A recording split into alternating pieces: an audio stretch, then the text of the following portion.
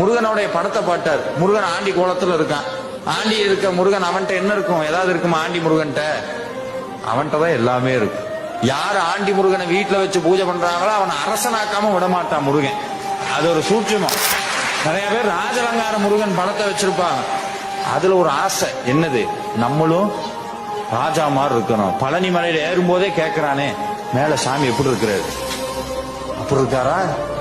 ராஜாவா? வாயில கூட சொல்லக்கூடாதான். ராஜலங்காரத்தில் இருக்காரா? ஆண்டியா இருக்காரா? ஆண்டியா இருக்காருன்னு சொன்னா புடுபுடுபுடுன்னு கீழே இறங்கிடலாம். இதுக்கு முன்னாடி நம்ம டாடா பிர்லாவா இருந்த மாதிரியும், இதுக்கப்புறம் தான் முருகனை பார்த்து அப்படி ஆகிற மாதிரியும் அப்படி எல்லாம் கிடையாது. இன்னைக்கு நிறைய பேருக்கு ஒரு விஷயம் தெரியும். நகரத்தார்னு ஒரு சமூகம் இருக்கிறாங்க. இன்னைக்கு வெளிநாட்டில் இருக்க பெரும்பான்மையான முருகன் கோவிலை கட்டினது பூரா அவங்கதான். அந்த கோயில்ல அவங்க வழிபடுறது பூரா யாருன்னா ஆண்டி முருகனை தான் பூஜை பண்ணுவாங்க.